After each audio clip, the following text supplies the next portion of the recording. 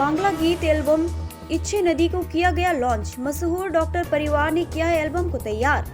मालदा के मशहूर डॉक्टर ध्रुव प्रसाद रॉय और उनके परिवार की ओर से शुक्रवार की रात नए बांग्ला गीत एल्बम इच्छे नदी को लॉन्च किया गया और साथ ही संगीत की प्रस्तुति भी दिया गया।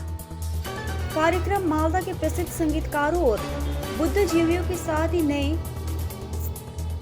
गणमान्य लोग उपस्थित थे। इस एल्बम को इंग्लिश बाजार शहर के अतुल मार्केट के पास डॉक्टर ध्रुव प्रसाद रॉय के प्रसाद प्रमोद घर के बगल के इलाके में एक छोटे से कार्यक्रम के माध्यम से प्रस्तुत किया गया। इस कार्यक्रम में इंग्लिश बाजार नगर पालिका के chairman Krishnendu Chowdhury, ward number 8 के पार्षद काकली चौधरी, मालदा रेंज के डीआईजी प्रसून बनर्जी, प्रख्यात शिक्षाविद शक्तिपत पात्र समेत शिक्षाविद व बुद्धिजीवी शामिल हुए। बता दें कि डॉक्टर ध्रुव प्रसाद रॉय एक प्रसिद्ध नेत्र चिकित्सक है और उनकी इकलौती बेटी भी डॉक्टर है। चिकित्सा के साथ इस परिवार को संगीत में भी रुचि है। আজকের কর্মসূচি কি বলবেন? এখন প্রযোজক পরিসর ব্যাপারটা এরকম না, এটা অ্যাকচুয়ালি সেরকম নয়। ব্যাপারটা আমার অবশ্যই আমার প্রফেশন হচ্ছে, আমি একজন চোখের ডাক্তার, চোখের ডাক্তারি করাটাই আমার প্রাইমারি কনসার্ন। কিন্তু ক্রিয়েটিভিটি আমাদের তো চোখের জগতে বা ডাক্তারির জগতে এক্সট্রা কিছু করা যায় না, কোনো কিছু তো আমরা বাইরে করতে পারি না, সব কিছু করা আছে, আমাদেরকে সেটাকে ফলো করতে হয়।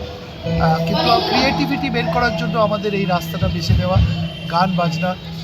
এই গানের সঙ্গে ঈশ্বরের একটা সম্পর্ক আছে, উপরওয়ালার একটা সম্পর্ক আছে। এই সম্পর্কটা দিয়ে আমরা তাকে ছুঁতে চাই, কাজের মধ্যে দিয়ে যেমন ছুঁতে চাই সেরকম সঙ্গীতের মাধ্যমেও ছুঁতে চাই। এটা আরেকটা, যেরকম আমরা চোখ দিয়ে দেখলেও কান দিয়ে শুনি, সেরকম আরেকটাও মাধ্যম হচ্ছে আমাদের এই সঙ্গীত এবং সিনেমা, যেটার দ্বারা আমরা বেসিক্যালি এই উপরওয়ালার জিনিস, পরামর্শ, ঈশ্বর আল্লাহ যেই হোক, তার সঙ্গে যে কমিউনিকেশন আমরা তৈরি করতে চাই, এটা তারই একটা রাস্তা।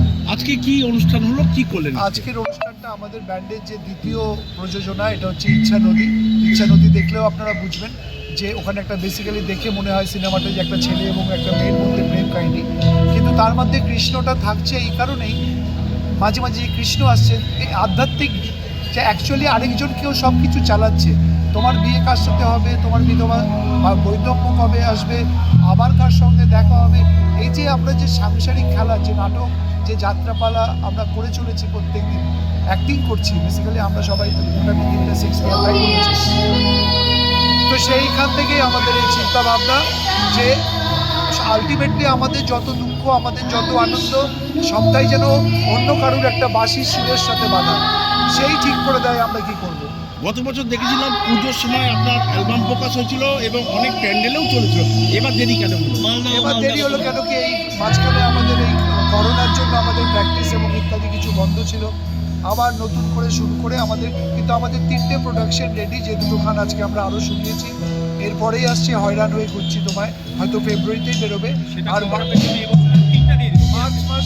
মার্চ মাসে আসছে রাধা। তো পরপর 3-4টা গান আমাদের রেডি আছে এবং আমরা খুব তাড়াতাড়ি এদেরকে নিয়ে আপনাদের কাছে আসবো। আপনাদের আশীর্বাদ, ভালোবাসা একান্ত আপনি এবং ম্যাডাম চিকিৎসা চর্চার পাশাপাশি সঙ্গীত শিল্পীরা চিকিৎসা চর্চা চলছে আপনাদের? চিকিৎসাটা এই মুহূর্তে যখন এই গান বাজনার দিয়ে থাকি তখন ম্যাডামই ধরেন, ম্যাডাম তখন হাল ধরেন, ম্যাডাম হাল ধরেন বলেই আমি গান বাজনার সময়টা দিতে পারি, কারণ আমার পক্ষে সম্ভব হতো না। হসপিটালে আজকে যখন আমি হসপিটালে যাই পুরোটাই ম্যাডাম সাবমিশন। তো এরকম সাপোর্ট পাই বলেই করতে পারি, সাপোর্টটা না পেলে হয়তো করতে পারতাম। আজকে যারা শিল্পী, যেটা স্ক্রিনে দেখলাম, তারা কি মালদা, তাদেরকে কিভাবে তারা সবাই মালদা। একজন হচ্ছে আমাদের ইউনিভার্সিটি, নর্থ বেঙ্গল ইউনিভার্সিটিতে পার্শ্ব শিক্ষক, আরেকজন হচ্ছে মালদারই মেয়ে, পড়াশোনা করছে নায়িকা যে, আর আদ্র তো এখন পার্শ্ব শিক্ষক আমাদের উত্তরবঙ্গ।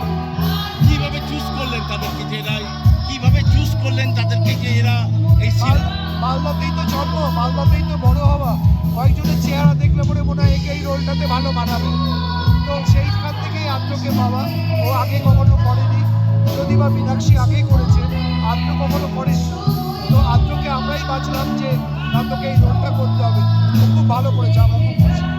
বিষয় হচ্ছে যে দাদা, বিষয়টা সঙ্গীত চর্চা তো বাবা খুব ভালো কীর্তন করতেন, বাবার ছবি আছে যেটা বাইরে সবসময় বাজে। আমার দাদা হচ্ছে সৌমিত্র রায়, ওর ছেলে আছে আর্যেশ রায়, সে গান বাজায় এখন। তো বাঁশুরি দিয়ে